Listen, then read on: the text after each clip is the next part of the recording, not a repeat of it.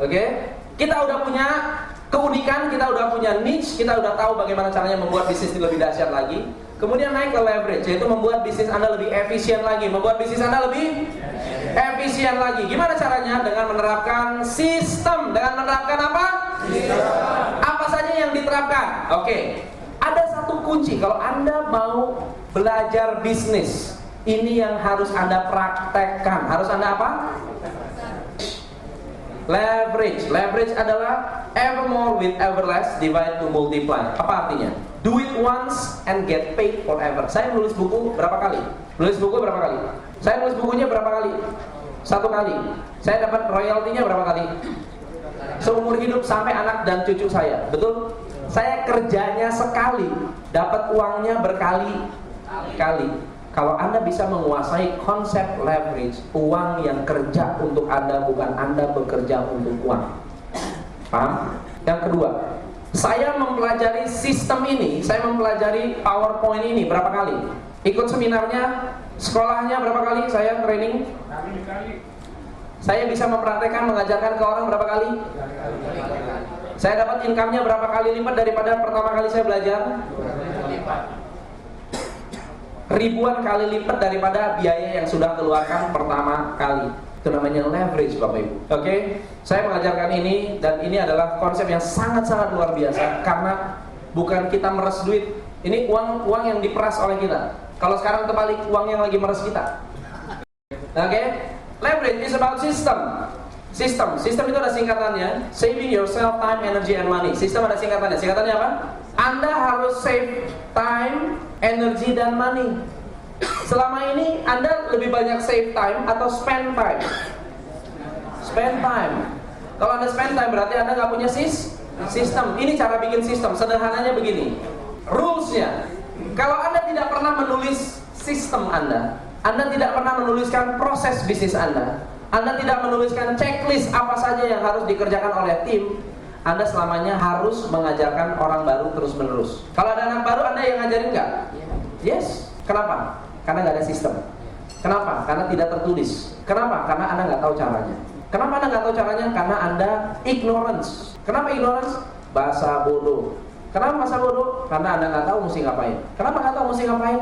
Karena nggak pernah ada yang mengingatkan. Kalau Anda punya pelatih, ada yang mengingatkan. Hari ini Anda harus push up, besok lari, lusa, dan seterusnya. Systemize the routine and humanize the exception. Anda bisa menghitung. Sebetulnya, Bapak Ibu, tugas Anda rutin setiap hari itu ada, betul nggak? Yes. Ada mungkin 32 hal rutin yang dilakukan Anda dari pagi sampai sore, betul? Pertanyaan saya gini, kalau setiap hal rutin itu ditulis, ya, setiap hal rutin itu ditulis, kemudian Anda delegasikan, bisa nggak? Bisa. Tapi kalau tidak tertulis, bisa didelegasikan nggak? Nggak bisa, semuanya ada di kepala kita. Mengapa polisi mempekerjakan orang-orang sipil untuk melakukan administrasi? Kenapa? Supaya polisinya bisa nangkep penjahat. Betul nggak? Supaya polisinya bisa mengerjakan hal-hal yang lebih bermanfaat, bukan pekerjaan administrasi.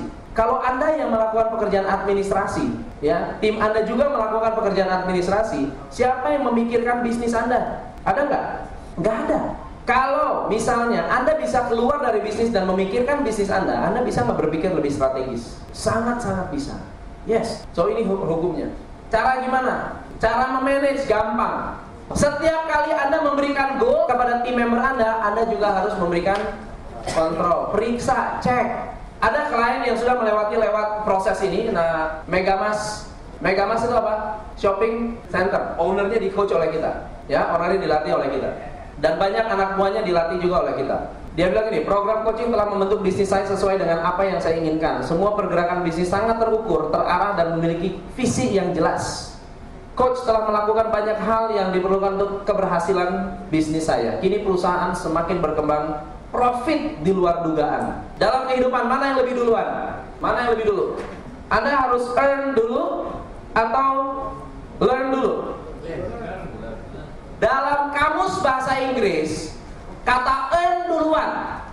Kamus bahasa Inggris earn duluan. Tapi dalam kehidupan, learn dulu, baru earn. Betul nggak? Next step adalah membangun tim. Siapa yang mau membuat timnya lebih dahsyat lagi? Siapa yang mau membangun tim lebih dahsyat lagi? Tim, untuk membangun tim ada siklusnya Bapak Ibu. Kalau ada owner, tim, customer, kemudian ada satu lagi bisnis, mana yang paling penting? Siapa yang lebih penting? Owner atau tim? Owner lebih penting.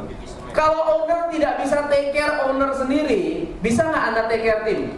Yang satu yang harus pinter siapa duluan? Yang harus baca buku siapa duluan? Yang harus datang seminar siapa duluan? Oke?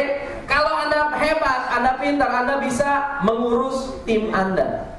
Supaya tim bisa mengurus customer, supaya customer bisa ngurusin, supaya bisnis bisa ngurusin owner.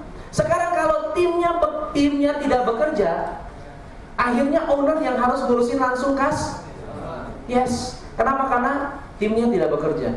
Satu-satunya alasan Anda bekerja lebih keras karena tim tidak bisa bekerja.